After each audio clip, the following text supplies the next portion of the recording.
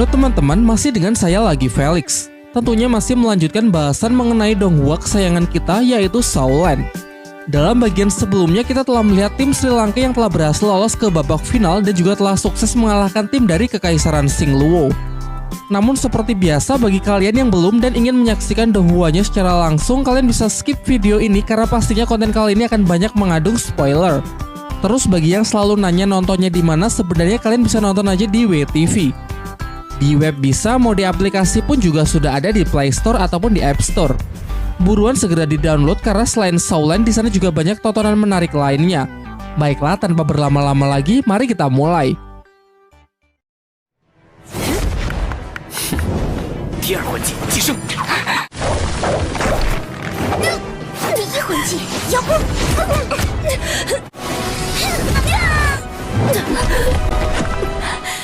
Pasca pertempuran yang cukup menegangkan melawan Akademi Kekaisaran Singluwo, tim Sri Lanka bergegas kembali ke perkemahan. Di perjalanan mereka sempat berpapasan dengan ketua dan wakil ketua tim utama dari Akademi Kekaisaran Tiando, yakni Yu Tianheng dan Du Guyan. Tianheng memulai percakapan dengan memuji kemampuan dari tim Sri Lanka yang sudah semakin kuat semenjak pertarungan mereka dulu. Kemudian ia meminta kepada Tangsan untuk menyaksikan pertarungan timnya besok melawan tim dari Balai Roh Pelindung. Meskipun menurut Tianheng pada akhirnya mereka tetap akan kalah, namun timnya ingin berusaha membuat tim Balai Roh Pelindung mengeluarkan seluruh kekuatannya. Tangsan mengatakan kalau tidak ada yang tahu sebelum mencoba. Jika dari awal Tianheng sudah tidak memiliki keyakinan akan menang, maka tim Tiando tidak layak bersaing dengan tim Sri Lanka. Pasca pertarungan terakhir, Oishiki dan Mang Ho Junla yang terluka cukup parah. Tetapi menurut Guru Xingming tidak perlu cemas karena mereka berdua akan segera pulih setelah istirahat 1 malam. Pada malam harinya, Dai Mubei mengajak Tangsan bicara mengenai identitas dirinya yang sebenarnya adalah pangeran ketiga dari kerajaan Singluwo. Dan Dai Weixi yang mereka lawan hari ini adalah kakaknya yang merupakan pangeran pertama. Di sini Tangsan mempertanyakan mengapa persaingan antar pangeran Kekaisaran Singluwo harus saling membunuh. Menurutnya hal itu tidak masuk akal karena bisa merusak hubungan keluarga dan persaudaraan. Dai Mubei kemudian menjelaskan bahwa sebenarnya bukan literally dibunuh, melainkan akan diasingkan di perbatasan, tidak diperbolehkan mengembangkan kekuatannya dan dilarang ikut campur dalam urusan kekaisaran. Meski terlihat kejam, namun tradisi ini sudah berlangsung selama berabad-abad dengan tujuan untuk selalu melahirkan sosok pemimpin yang sangatlah kuat. Ia lalu juga menjelaskan bahwa Kekaisaran Singluwo memiliki kekuasaan yang sebenarnya jauh lebih luas ketimbang Kekaisaran Tiando, dan Balai Roh Pelindunglah yang menjadi pihak penengah dari dua kekaisaran tersebut. Karena jika sampai perang pecah dan Kekaisaran Singluwo berhasil mengambil alih kekuasaan atas Tiando, maka kekuatan tempurnya akan menjadi jauh lebih kuat, yang dikhawatirkan bisa dengan mudah mengalahkan Balai Roh Pelindung itu sendiri, sehingga dengan alasan itulah pihak mereka terus menjaga kestabilan tersebut. Dai Mubei sudah memutuskan bahwa ia dan Su Ying akan kembali ke kerajaan Singluwo setelah turnamen berakhir, mengingat ia sudah berhasil menandingi kakaknya. Ia kemudian menawarkan kepada Tangsan untuk ikut dengannya, karena Kekaisaran Singluwo akan menjadi tempat yang sangat aman. Kekuatannya lebih besar dari Kekaisaran Tiando dan bahkan Balai Roh Pelindung pun tak akan berani macam-macam. Namun Tangsan belum bisa mengiyakan tawaran tersebut dan ingin meminta saran dari Master Xiao terlebih dahulu. Mubei pun tak akan memaksa, tetapi jika ingin ikut dengannya, ia bersedia menyediakan tempat berlatih terbaik kepada Tangsan agar bisa terus mengembangkan potensinya. Dan kelak jika dirinya sudah menjadi kaisar dari Kekaisaran Singluwo, ia berjanji akan menjadikan Tangsan sebagai penasihat dari seluruh pasukan militernya. Tangsan mengatakan kalau nanti ia memutuskan memilih salah satu pihak, maka pihak Dai Mubei akan menjadi pilihan pertamanya. Selain itu, jika kelak Mubei mengalami masalah dan memerlukan bantuannya, ia berjanji pasti akan datang tidak peduli mau sejauh apapun. Keesokan harinya, tibalah pertarungan tim dari Akademi Tiando melawan tim dari Balai Roh Pelindung. Dijelaskan kalau sejauh ini Balai Roh Pelindung belum menunjukkan kekuatannya yang sebenarnya, dan kali ini untuk pertama kalinya 3 Master Roh yang mendapatkan julukan sebagai generasi emas Balai Roh Pelindung pun diturunkan. Yang pertama bernama Xie Yue, Master Roh level 52 pemilik kekuatan roh pelindung belati bulan sabit. Yang kedua bernama Hu Lena, Master Roh level 53 pemilik kekuatan roh pelindung rubah iblis. Teknik hipnotisnya bahkan dijelaskan lebih kuat dari teknik roh milik Xiao Wu. Dan yang ketiga bernama Yan, Master Roh level 51 pemilik roh pelindung api vulkanik. Selain itu, keempat Master Roh di belakangnya juga masing-masing memiliki kemampuan unik yang tentunya tidak bisa dipandang remeh. Di sisi seberang ada tim Kekaisaran Tiando yang masih diketuai oleh Yu Tianheng, Master Roh level 43 yang merupakan keturunan langsung dari Sekte Naga Tiran Petir Biru. Tepat di sampingnya adalah Du Guyan yang selama ini kita kenal sebagai cucu dari kakek Dugu. Secara keseluruhan kekuatan dari tim Kekaisaran Tiando masih jauh berada di bawah tim Balai Roh Pelindung. Bahkan ketuanya saja sudah terpaut 9 level. Meskipun kemarin telah dibuktikan tim Sri Lanka bahwa level bukanlah segalanya, tetap saja pertarungan ini pasti akan menjadi sangat berat bagi Tian Heng dan kawan-kawannya. Di awal, pihak Balai Roh Pelindung menyerang mental lawan dengan mengatakan agar pertarungan ini tidak perlu dilanjutkan, mengaku kalah saja karena sudah jelas siapa yang akan menjadi pemenangnya.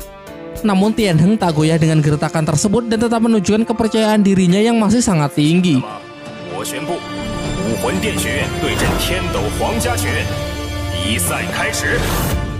Langkah pertama, Hulena maju menyerang dengan mengeluarkan skill hipnotisnya.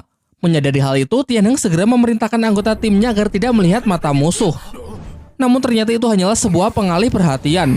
Teknik hipnotis sesungguhnya Hulena lakukan dengan menyebarkan kabut merah untuk mengepung tim Tiando dan melancarkan serangan hipnotis melalui pendengaran yang dapat langsung mengunci pergerakan target. Sebagai langkah selanjutnya, ia dan Xie Yue melakukan teknik penyatuan roh pelindung, menciptakan wujud kekuatan baru yang mereka sebut pesona iblis untuk mengeksekusi target yang telah dilumpuhkan. Baik semua fungsi indera, pergerakan, dan kekuatan roh akan berkurang sebanyak 50% di bawah pengaruh hipnotis kabut merah pada serangan pertama. Selain itu, tebalnya kabut merah juga membatasi penglihatan anak-anak Tiando sehingga mereka tidak bisa mengantisipasi dan memprediksi dari mana arah serangan musuh. Tanpa tahu pasti apa yang sebenarnya telah terjadi di dalam kabut, 5 Master Roh dari tim Kekaisaran Tiando satu persatu mulai dijatuhkan. Kini di dalam sana tersisa Yu Tianheng dan Du Guyan. Hanya perlu menunggu waktu sampai mereka berdua juga berhasil dikalahkan. Diperlihatkan Yu Tianheng yang berusaha keras untuk tetap menjaga kesadarannya. Namun pada akhirnya sia-sia juga karena lawan memang berada di level yang benar-benar berbeda. Dengan jatuhnya Tianheng menjadi kemenangan mutlak bagi tim Balai Roh Pelindung. Setelah menyaksikan pertarungan hebat yang ditunjukkan oleh tim Balai Roh Pelindung, Master Xiao menyarankan agar anak-anak Sri Lanka tidak kehilangan kepercayaan dirinya saat nanti berhadapan dengan mereka. Kemudian Master Xiao juga menjelaskan meskipun tim Balai Roh Pelindung nampak sangatlah kuat, namun mereka memiliki kelemahan yang sangat mencolok. Kekuatan utama mereka terletak pada teknik penyatuan roh pelindung. Selain itu, 3 Master Roh yang berada di depan adalah anggota intinya. Mereka tidak punya kerjasama yang baik dengan 4 anggota lainnya, dan jelas dalam hal kerjasama tim Akademi Sri Lanka masih jauh lebih diunggulkan.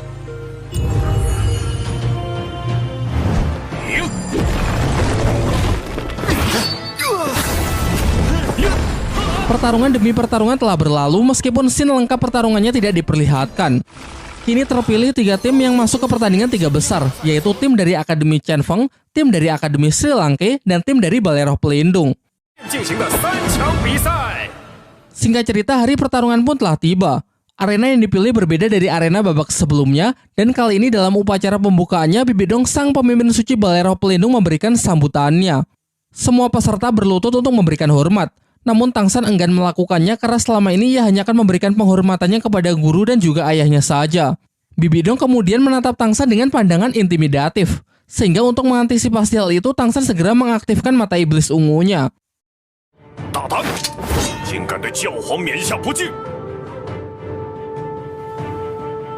Dalam sambutannya, Bibidong mengumumkan perihal hadiah besar yang akan pihak Balai Roh Pelindung berikan kepada tim yang berhasil menjuarai turnamen elit Akademi Roh.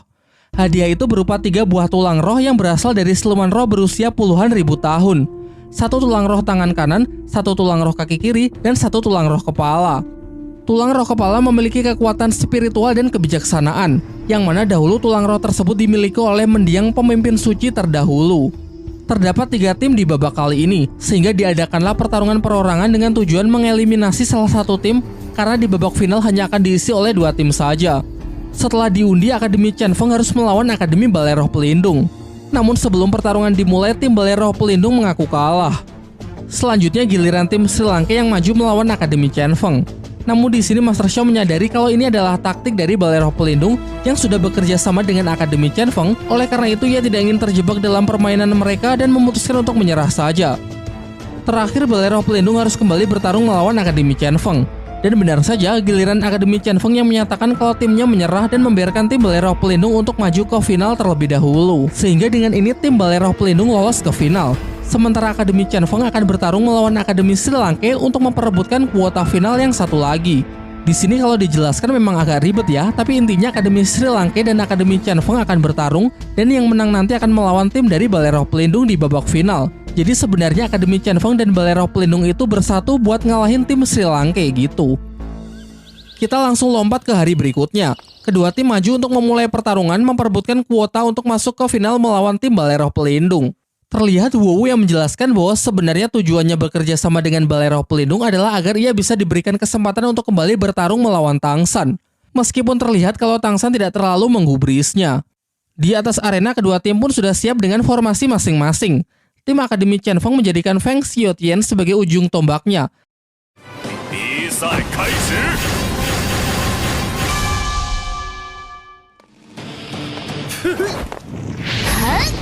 Dengan dukungan dari tipe support di belakangnya yang disalurkan ke tubuh Wu, ia memperkuat skill sayap badai Feng Xiaotian dengan teknik kekuatan roh pelindung gabungan.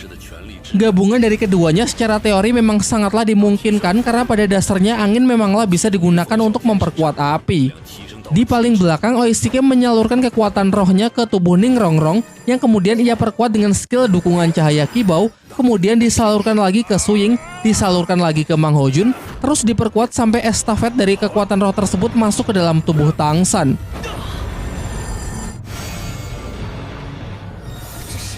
Dan inilah teknik penyatuan kekuatan roh 7 orang. Semua yang hadir pun benar-benar dibuat tercengang, karena biasanya teknik penyatuan kekuatan roh hanya bisa dilakukan oleh orang yang memiliki teknik dan jenis roh pelindung yang mirip.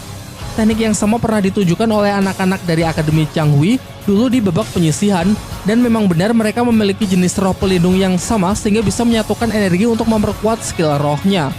Namun ketujuh monster Sri Lanka ini ternyata sanggup melakukannya, padahal jelas-jelas setiap anggotanya memiliki jenis roh pelindung dan teknik yang berbeda-beda. Tentu saja di balik kejeniusan dari teknik ini ada Master Xiao yang memang memiliki teori dan pengetahuan yang luar biasa mengenai dunia roh. Setelah cukup menyerap kekuatan roh dari teman-temannya, Tang San langsung merapalkan teknik untuk memanggil roh pelindung terkuatnya, yakni Palu Hao Tian. Sementara itu, Feng Xiaotian melihat kalau inti dari teknik Sri Lanka berada pada Ning Rongrong. Menurutnya, asalkan ia bisa menjatuhkannya, pasti teknik ini akan hancur. Tanpa rasa ragu, ia pun bergegas menggunakan teknik badai iblis 36 sayatan tanpa henti untuk memulai serangan. Teknik yang sama dengan teknik yang membuat Tang San benar-benar kesulitan di babak kemarin. Ia maju dengan kecepatan tinggi, berencana mengambil kesempatan sebelum kekuatan Tang San mencapai puncaknya. Menanggapi hal itu, Tang San segera mengaktifkan teknik mata iblis ungu, yang mana salah satu kemampuannya adalah mampu melihat pergerakan secepat apapun. Dan setelah menunggu timing yang tepat, ia melompat ke arah Feng Xiaotian untuk menghantamnya menggunakan Palu Hao Tian. Serangan itu Tang San arahkan ke sayap untuk meminimalisir cedera fatal yang mungkin bisa diterima oleh Feng Xiaotian. Namun meski begitu, serangan tersebut begitu kuat sampai-sampai membuat target terlempar jauh dan tak sanggup untuk bangkit lagi. Memang benar bahwa di pertarungan sebelumnya teknik ini benar-benar menyulitkan Tang San dan memaksanya untuk bertarung dalam waktu yang cukup lama. Namun siapa sangka sekarang ia bisa mengalahkannya hanya dengan sekali serang saja. Pada dasarnya sama-sama menggunakan teknik penyatuan, tetapi jelas terlihat perbedaannya karena di pihak Tang San ada 6 orang yang memberikan dukungan. Sementara Feng Xiaotian hanya mendapatkan dukungan dari 3 orang saja. Gap kekuatannya terlalu besar. Selain itu, kesalahan terbesar dari Feng Xiaotian adalah menggunakan teknik yang sama saat berhadapan dengan Tang San dulu. Tentunya semenjak pertarungan terakhir mereka dulu, Tang San sudah jauh meneliti mengenai teknik 36 sayatan tanpa henti milik Feng Xiaotian tersebut. Ia merumuskan sebuah teori bahwa teknik tersebut memiliki kelemahan yang sama dengan teknik palu acak miliknya, yaitu selama teknik tersebut bisa diganggu di awal, maka kekuatannya tidak akan bisa dikerahkan.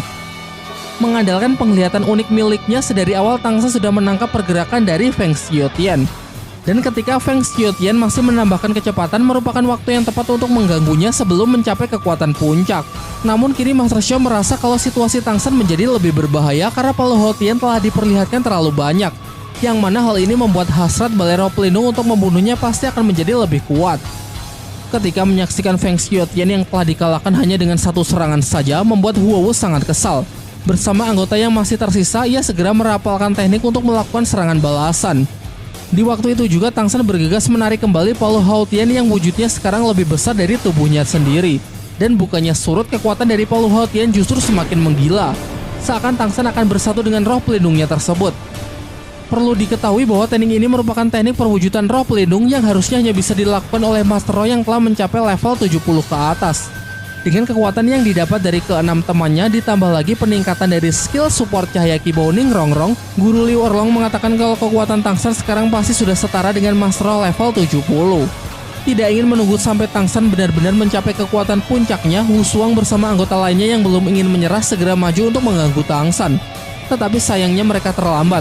Ledakan dari energi yang Tangsan kumpulkan lebih dari cukup untuk menjatuhkan seluruh anggota tim dari Akademi Chen Feng. Namun sialnya karena kekuatan yang terkumpul terlampau besar membuat Tangsan hilang kendali dan terlihat ingin meluapkannya melalui serangan dari teknik palu acak miliknya, meskipun jelas-jelas timnya sudah menang atas Akademi Chen Feng. Tekanan yang ditimbulkan dari palu Haotian Tangsan begitu kuat yang dikhawatirkan bisa meluluhlantahkan seluruh arena. Sebelum teknik sempat meledak, Tangsan mendengar suara misterius yang berbisik agar ia menghentikan tekniknya tersebut, lalu menginstruksikan supaya menarik palu Haotian dan menyimpannya kembali. Diumumkanlah bahwa tim dari Akademi Sri Lanka menjadi pemenang dalam pertarungan kali ini sehingga berhak maju ke babak final besok melawan tim dari Balai Roh Pelindung. Sekembalinya dari arena turnamen, semua murid yang bertanding pada hari ini mendapatkan healing untuk memulihkan kondisinya. Sembari itu, Master Xiao menjelaskan bahwa teknik penyatuan 7 Master Roh sebenarnya ia siapkan untuk menghadapi tim dari Balai Roh Pelindung.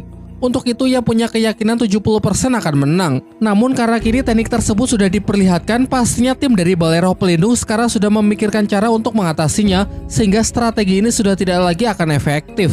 Dan benar saja, di aula Balai Roh Pelindung, Bibidong terlihat sedang menyampaikan taktik kepada timnya. Bagaimana cara untuk mengatasi teknik penyatuan dan perwujudan roh pelindung milik Tangsan. Bahkan ia mengatakan kalau cara apapun bisa mereka gunakan sekalipun itu bisa membuat Tangsan sekarat. Kembali ke tempat Sri Lanka yang masih berupaya menyusun strategi untuk pertarungan besok. Flander mengungkapkan kalau sangat beresiko jika besok Tangsan kembali menggunakan teknik perwujudan alat roh pelindung karena kondisi tubuhnya mustahil bisa pulih secepat itu. Skenario terburuknya jiwa Tangsan akan benar-benar tersedot habis ke dalam palu Haotian, efeknya bisa mempengaruhi kondisi psikis sehingga Tangsan bisa saja akan kehilangan kewarasannya.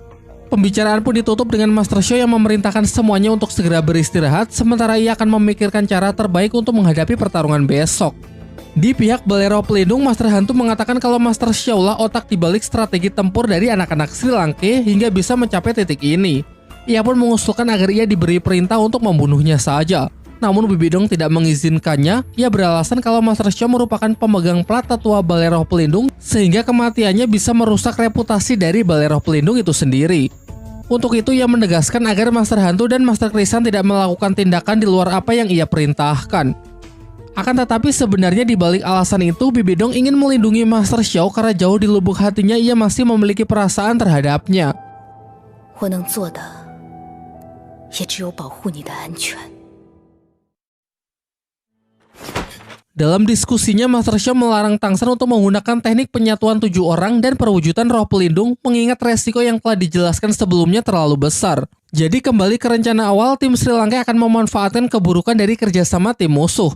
Sebisa mungkin Tangsan akan menghentikan teknik penyatuan roh pelindung dari Xi Yue dan Hu Lena, karena jika penyatuan roh pelindung musuh berhasil dilakukan, maka kekuatannya bisa meningkat hingga mencapai level 70. Terlebih lagi saat mereka berdua telah bersatu, penyatuan tersebut tidak akan bisa dihancurkan.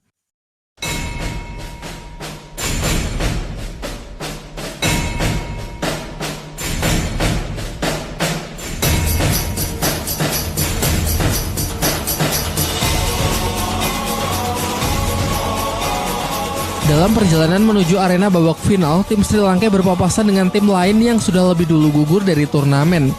Mereka semua kagum dengan tekad Tangsan yang sudah sampai di titik ini. Seakan menaruh harapan besar kepada tim Sri Lanka yang akan mengukir sejarah baru dalam turnamen Akademi Roh Elite yang mana sebelumnya tim Balai Roh Pelindunglah yang selalu menjadi juaranya. Flander lalu menyampaikan pidatonya sebelum memasuki arena. Ia mengungkapkan kalau ia sangat bangga bisa membimbing anak-anak jenius seperti mereka. Kini setelah pertarungan ini baik menang maupun kalah, semua murid akan dinyatakan lulus dari Akademi Sri Lanka, sehingga setelah itu mereka harus mulai mengambil jalannya masing-masing.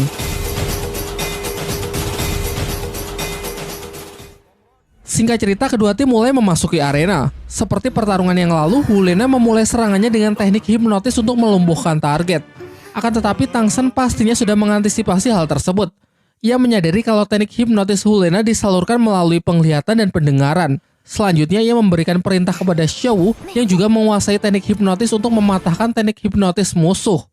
Terbilang cara yang cerdik untuk melawan hipnotis dengan hipnotis.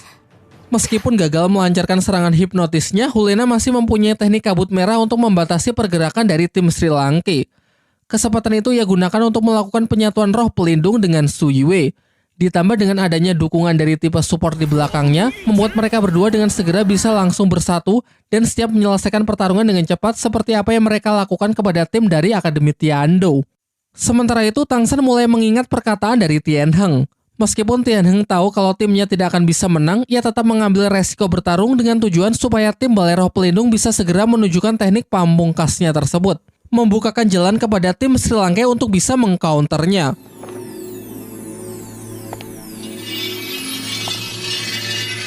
Diperlihatkan hanya Tang San yang masih sanggup menjaga kewaspadaannya berkat kemampuan mata iblis ungu yang dapat menahan serangan psikis. Sementara teman-temannya yang sudah mulai merasakan efek dari kabut asap yang mengekang fungsi indera, membatasi pergerakan dan menurunkan kemampuan roh mereka hingga 50%. Ia pun menginstruksikan agar tetap saling menjaga dan jangan bergerak sembarangan karena di balik kabut merah ini tersembunyi sebuah kekuatan hipnotis khusus yang mengurangi fungsi penglihatan dan mengacaukan mental. Serangan mulai dilancarkan oleh musuh. Secara acak, ratusan senjata belati sabit dilepaskan untuk menghabisi tim Sri Lanka. Namun Tang San dapat meresponnya dengan sangat baik. Ia melempar teman-temannya keluar ke tempat yang aman, sedangkan dirinya secara akurat bisa memprediksi arah serangan lawan dan berhasil menghalau senjata belati sabit yang asli. Semuanya pun dibuat benar-benar terkejut, mengingat kabut merah ini diklaim sebagai perangkap yang sama sekali tidak memiliki celah. Siapapun yang terjebak, kekuatannya akan dilucuti, semua pergerakannya akan dibatasi, bahkan kesadarannya pun tak akan sanggup untuk mengenali arah. Hal ini sekali lagi membuktikan betapa kuatnya penangkal psikis yang dimiliki oleh Tang San. Tentunya ini di luar dugaan dari tim Balai Roh Pelindung. Kesempatan inilah yang Tang San tunggu untuk bisa membalikkan keadaan. Tak lantas panik dengan hal itu, Hulena pun segera memperluas area kabut merah untuk memastikan kalau timnya masih menguasai jalannya pertempuran. Serangannya berikutnya mereka targetin kepada Ning Rongrong sebagai tipe support yang paling menyulitkan. Untung saja kemampuan terbang dari Oishike masih bisa menjadi sebuah kejutan, yang mana jalur udara lah yang paling aman untuk bisa lepas dari perangkap kabut merah. Tetapi Hulena berpikir kalau anggota yang lain bukanlah sebuah ancaman.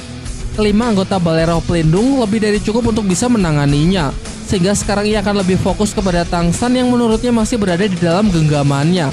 Tentu di pertarungan terakhir ini Tang San akan benar-benar all out. Tanpa ragu ia langsung mengeluarkan tulang roh laba-labanya untuk mengantisipasi serta mengakhiri pelemahan kabut merah terhadap dirinya. Walaupun secara level kekuatan Tang San jauh di bawah mereka, dengan keberadaan tulang roh yang dimilikinya dapat memperkecil perbedaan di antara mereka. Hulena kembali maju dengan mengandalkan kecepatannya yang telah ditingkatkan.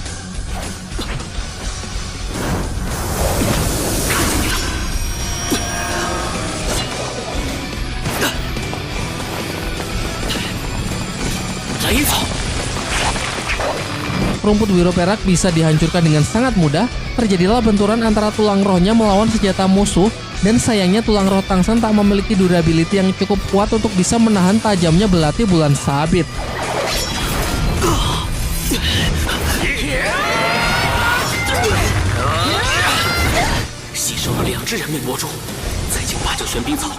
Di waktu yang bersamaan, Dai Mumbe sedang gencar-gencarnya berhadapan dengan Master Roh tipe elemen api dari tim Balai Roh Pelindung. Namun meskipun sudah membuat kombinasi serangan dengan Su Ying, ia masih belum mampu menyentuhnya karena pertahanan batu lava yang terlihat sangat kokoh.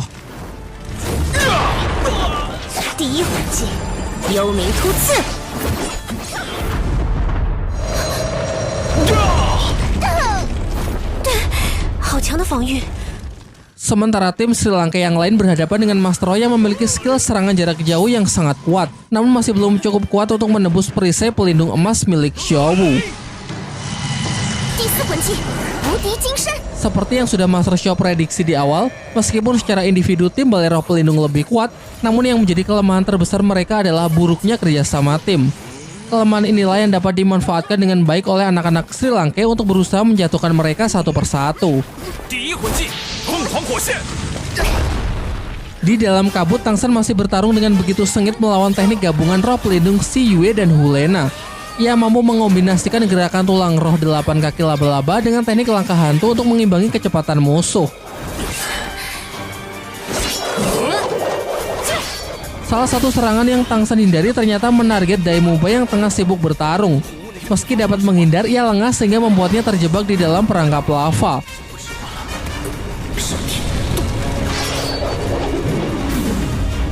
Untung saja Tang San melepaskan skill keempatnya dengan tepat, melindunginya sebelum belati bulan sabit sempat merobek ginjalnya.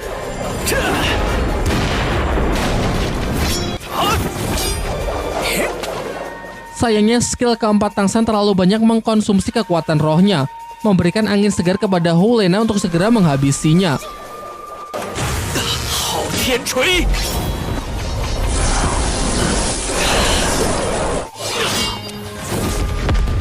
Dua sabit bulan langsung ditembakkan ke arahnya. Karena tak mungkin menangkis keduanya secara langsung, Tang San menggunakan teknik rahasianya. Dengan perhitungan matematis, ia dapat mengukur seberapa kuat dan serangan sudut yang tepat untuk menghalau serangan belati sabit yang kedua. Secara teori, teknik penyatuan roh pelindung mengkonsumsi banyak kekuatan roh. Hu Lena sudah mempertahankan teknik tersebut semenjak pertarungan baru saja dimulai, jadi ini pasti akan menjadi serangan terakhirnya. Bentrokan yang begitu dahsyat mematahkan satu persatu tulang roh kaki laba-laba milik Tang San. Tepat setelah semuanya patah, ia menghantam lawan dengan palu Hao Tian, memisahkan teknik penyatuan roh Si Yue dan Hu Lena yang memang sudah mencapai batasnya. Namun karena hal itu kondisi Tang San juga tak lebih baik. Dengan patahnya seluruh tulang roh menyisakan luka yang sangat parah. Sementara Si Yue dan Hu Lena meski kehabisan kekuatan roh namun masih sanggup berdiri. Jadi apakah ini pertanda kekalahan Tang San? Oh, tentunya tidak semudah itu. Dari sinilah Tang San menunjukkan kemampuan yang sesungguhnya, yaitu serangan senjata rahasia dari Sekte Tang. Namun karena aturan yang melarang penggunaan senjata selain roh pelindung, ia memanfaatkan pecahan tulang roh untuk melepaskan tekniknya tersebut. Ia menyebutnya dengan sebutan pantulan sayap kelelawar. Meski pada awalnya dapat ditangkis dan dianggap remeh oleh musuh, namun kengerian dari senjata rahasia adalah kemampuannya yang memberikan serangan kejutan dari arah yang tidak dapat diprediksi. Dengan perhitungan yang sangat tepat secara matematis, dapat membuat senjata rahasia terbang dengan jalur khusus, arah tembakan dan sudutnya sulit untuk ditebak. Walaupun tidak memberikan serangan fisik langsung yang parah, efek racun laba-laba yang masuk melalui luka sayatan sangatlah kuat, hingga sanggup melumpuhkan target hanya dalam hitungan detik. Pecahan tulang roh yang Hu Lena dan Si Yue tangkis dimanfaatkan untuk saling melukai. Dengan ini keadaan pun berubah drastis. Dari pihak Balai Roh Pelindung hanya master tipe elemen api yang dapat menghalau pecahan tulang roh. Meski Tang San sudah jatuh pingsan, masih ada 6 anggota lain yang siap mengepungnya. Mu Bei melakukan teknik fusion dengan Su Ying, melancarkan serangan kombinasi dengan Mang Ho Jun, dan masih diperkuat lagi dengan teknik support cahaya Kibo dari Ning Rongrong. Sudah jelas tak butuh waktu lama bagi musuh untuk mampu bertahan, dan pada akhirnya seluruh anggota tim Balai Roh Pelindung pun berada di dalam tekanan.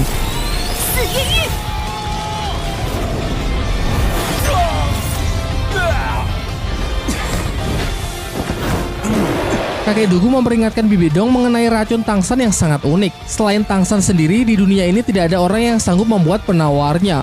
Dengan sedikit nada menyindir, ia mengatakan jika pertarungan tidak segera dihentikan, pihak Balai Roh Pelindung dikhawatirkan akan kehilangan generasi emas mereka. Setelah mendengar ancaman tersebut, dengan terpaksa Bibi Dong pun memberikan isyarat agar tim Balai Roh Pelindung segera mengaku kalah. Sehingga dengan ini tim dari Akademi Sri Lanka resmi dinyatakan sebagai juara dalam turnamen Akademi Roh Elit.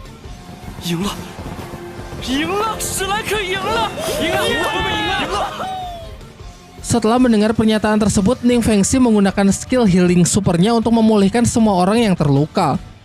Ledakan dari skill tersebut yang tiba-tiba sempat membuat Xiao terkejut hingga bunga langka dari Tang San yang selalu ia bawa terjatuh. Seketika itu juga para master roh kelas atas dapat merasakan kalau gejolak aura yang dipancarkan tubuh Xiao ternyata berbeda dengan anak-anak yang lain. Namun Bibi Dong masih belum ingin mengambil tindakan mengenai kejanggalan yang ia rasakan. Ia berjalan ke arah Tang San yang telah siuman untuk memintanya segera mengobati racun di tubuh para anggota tim Balai Roh Pelindung. Dengan mematuhi aturan yang diberlakukan dalam turnamen untuk tidak membunuh lawan, Tang San pun menuruti permintaan tersebut. Namun tidak seluruh racun ia serap kembali. Ia sengaja sedikit menyisakannya dan sisa tersebut akan baru hilang setelah beberapa bulan. Dengan tujuan agar anak-anak Balai Roh Pelindung mendapatkan pelajaran dan ganjaran atas sikap arogansinya. Ketika berjalan ke arah teman-temannya, Tang San mulai merasakan kejanggalan, yang mana ia merasa kalau semua tatapan kuat di tempat ini sepertinya tertuju kepada Xiao Wu. Acara berikutnya adalah penyerahan hadiah dan penghargaan untuk tim Akademi Sri Lanka yang telah menjadi juara baru dalam turnamen Akademi Roh Elit tahun ini. Sesuai dengan apa yang telah Bibi Dong janjikan pada pembukaan babak final kemarin, tim yang berhasil menjuarai turnamen ini berhak mendapatkan hadiah berupa 3 tulang roh yang mana merupakan harta karun paling berharga milik Balai Roh Pelindung. Walaupun Dai Mubai adalah ketua tim, namun ia secara sukarela memberikan kehormatan ini kepada Tang San karena menurutnya Tang Sanlah anggota tim yang memberikan banyak pengorbanan serta kontribusi terbaik. Saat penyerahan hadiah, Bibi Dong mencoba memberikan tawaran kepada Tang San agar bersedia bergabung dengan Balai Roh Pelindung. Namun tanpa berpikir 2 kali, Tang San menolak tawaran tersebut karena memang ia lebih suka bebas tanpa di bawah kendali dan tekanan oleh pihak manapun. Tulang roh merupakan atribut yang tidak bisa diserap oleh sembarang orang karena dibutuhkan kecocokan tipe jenis roh. Maka dari itu, Master Xiaola yang paling paham untuk mendistribusikan ketiga tulang roh tersebut kepada murid-muridnya. Tulang roh kaki kiri sebagai atribut kecepatan akan diberikan kepada Su Ying. Tulang roh tangan kanan dapat memperkuat elemen api sehingga Mang Hao Junlah yang paling pantas untuk menerimanya. Sementara untuk tulang roh kepala kebijaksanaan, Tang San merasa tidak enak dengan Ning Rongrong. Namun Ning Rongrong mengatakan kalau ia sama sekali tidak keberatan jika memang Tang San yang lebih cocok dan ingin mengambilnya karena bagaimanapun juga Tang San lah yang sudah memberikan effort paling besar di sepanjang turnamen. Master Xiao kemudian ingat kalau Tang San masih menyimpan tulang roh yang ia dapat dari Master Xinian. Selain sangat cocok dengan Master Roh tipe serangan psikis, tulang roh tersebut juga akan sangat cocok untuk tipe support seperti Ning Rongrong. Barulah setelah acara bagi-bagi rezeki tersebut, pihak Balai Roh Pelindung pun mulai menunjukkan taringnya. Bibi Dong segera memberikan perintah kepada 2 Master Rohnya untuk menangkap Xiao Wu. Namun untung saja serangan itu dapat dihentikan oleh Chen Xing si Master Pedang. Tidak berhenti sampai di situ, puluhan Master Roh yang telah Bibi Dong siapkan di belakang mulai berdatangan untuk mengepung mereka. Jelas alasannya karena kini terungkap sudah kalau Xiao Wu adalah jelmaan dari siluman roh berusia ratusan ribu tahun yang telah bermutasi menjadi wujud manusia. Aura silumannya selama ini tersamarkan oleh kekuatan bunga langka yang selalu ia bawa. Dan tadi saat bunga tersebut jatuh, aura siluman di tubuh Xiao Wu dapat dirasakan dengan jelas oleh para Master Roh bergelar Daoluo. Tang San kemudian menjelaskan situasinya kepada teman-temannya yang masih kebingungan kalau memang benar bahwa Xiao Wu bukan manusia asli, melainkan siluman roh yang bermutasi. Sebenarnya ia sudah tahu terlebih dahulu. Waktu itu kekuatan mata iblis ungunya mengalami peningkatan pesat sehingga dapat melihat aura berbeda yang terpancar dari dalam diri Xiao Wu. Namun kendati demikian, kasih sayang Guru Liu Erlong kepada Xiao Wu sama sekali tidak berubah. Begitu pula dengan Dai Mubai, ia mengatakan dengan tegas memang apa pentingnya mempermasalahkan siluman atau manusia. Karena baginya Xiao Wu tetaplah bagian dari Akademi Sri Langke. Dukungan juga terus berdatangan dari guru dan teman-temannya yang lain. Mereka berjanji akan selalu bersatu baik hidup maupun mati. 3 mantan personil tim segitiga emas maju di garis depan untuk melindungi murid-muridnya. Dan masih ada kakek Dugu yang sudah menyatakan kalau dirinya adalah bagian dari Akademi Sri Langke juga.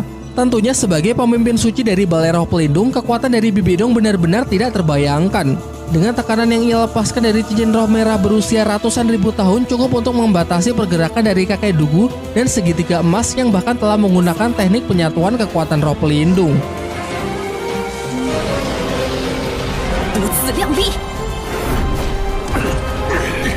Pertempuran pun pecah. Kakek Dugu bertarung sengit melawan Master Krisan, sementara Master Hantu diserahkan kepada Chen Xing dan mencegahnya agar mereka berdua tidak bersatu. Tekanan yang diberikan oleh Bibi Dong semakin lama juga semakin bertambah kuat. Guru Liu Erlong pun menyuruh Xiao Wu untuk segera melarikan diri, sementara ia bersama guru-guru yang lain akan menahannya selama mungkin. Sejenak kita dibawa flashback kembali di hari kematian ibu dari Xiao Wu. Kala itu Bibi Dong yang ditemani 2 Master Roh bergelar Daoluo datang ke hutan perburuan bintang untuk berburu cincin dari siluman roh. Ironisnya mereka berhasil menemukan Xiao Wu yang sedang bersama ibunya. Sadar bahwa ia tak akan bisa menahannya lebih lama lagi, sang ibu menyuruh Xiao Wu untuk segera melarikan diri sejauh mungkin. Xiao Wu kecil yang ketakutan berlari masuk ke dalam hutan, meninggalkan sang ibu yang berjuang sekuat tenaga untuk memberikan perlawanan.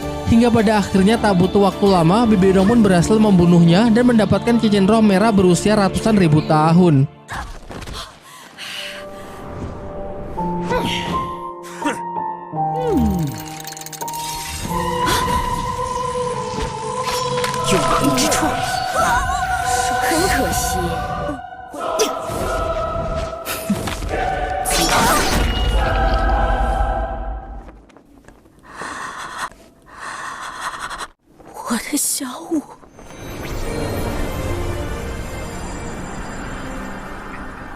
Meskipun Xiao berhasil selamat, kematian dari sang ibu menyisakan luka dan penyesalan yang teramat dalam. Kini Xiaowu ingin menebus penyesalannya waktu itu. Ia enggan untuk melarikan diri lagi dan lebih memilih untuk mengorbankan dirinya sehingga guru dan teman-temannya bisa selamat. 就让我来保护你吧。不，你快走！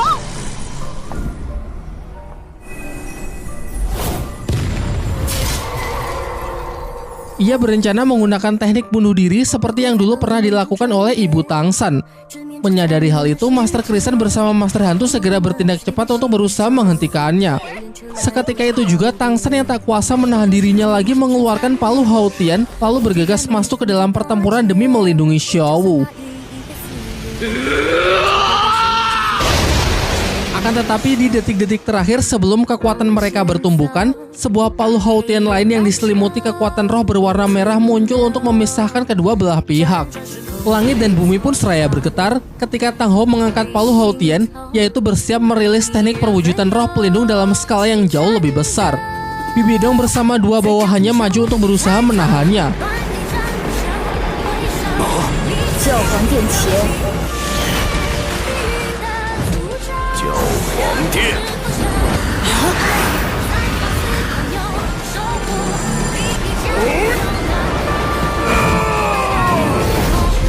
Ketika pertahanannya mulai hancur, para tetua balai roh pelindung lainnya juga menyalurkan kekuatannya untuk melawan ayah dari Tangsan tersebut.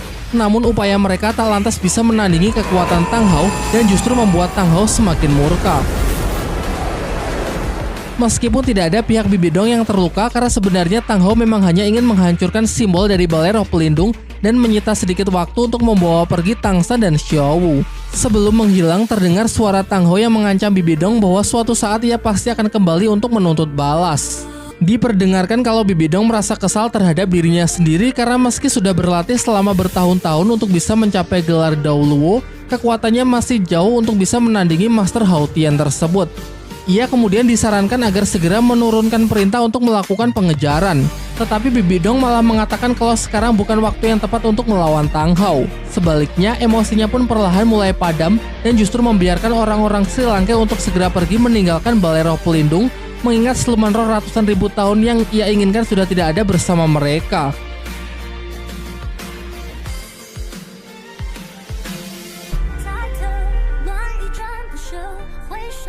你在我左右几分？